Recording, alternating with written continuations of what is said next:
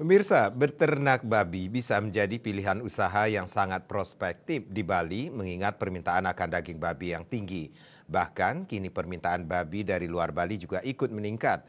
Meski prospektif, beternak babi juga tetap memiliki risiko yang harus dipahami peternak.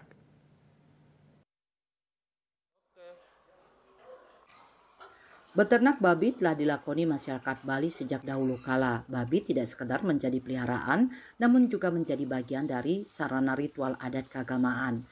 Kini seiring permintaan yang makin tinggi, peternakan babi juga terus berkembang menjadi sektor usaha yang menjanjikan. Peternakan babi di Bali kini semakin modern dan telah menerapkan konsep kandang dengan pola pengamanan biosecurity. Dengan biosecurity akan mencegah penularan berbagai penyakit yang menyerang babi seperti yang terjadi beberapa tahun lalu, yakni wabah flu babi atau ASF. Penerapan biosecurity ini telah diaplikasikan di sebuah peternakan babi modern di Desa Senganan Tabanan.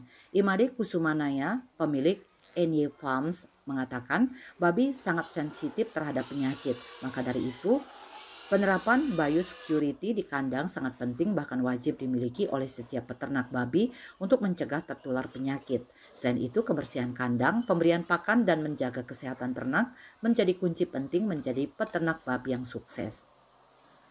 Eh, ini yang terpenting untuk babi, penyakit, penanganan penyakit ini untuk biosecurity. Bagaimana kita menanggulangi penyakit itu biar tidak masuk ke kandang kita. Dari perawatan babi itu sendiri, kita tuh harus bersih, memberikan pakan yang baik, nutrisi yang cukup, jangan memberikan limbah. Itu akhirnya babi kita jadi sehat dan pada tujuannya pasarnya juga masyarakat yang mengkonsumsi daging babi dari kita itu sehat juga. Untuk biosecurity itu artinya pengamanan kandang.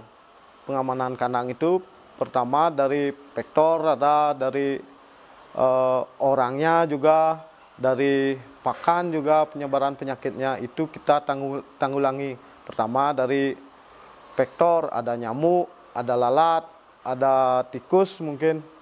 Itu bagaimana biar tidak masuk ke kandang. Yang kedua dari orangnya. Orangnya itu kalau masuk ke kandang itu harus ganti sepatu, cuci tangan, harus dikompres pakai disinfektan biar kuman, virus itu dan bakteri ya dapat terurai lah. Jadi peluangnya lebih kecil. Itu untuk pakannya.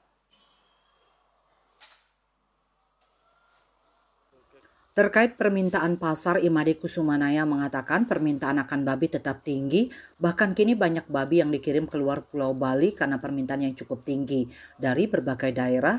Kondisi ini tentunya memberikan berkah tersendiri bagi peternak karena mendapatkan harga yang cukup bagus. Riase Bali TV.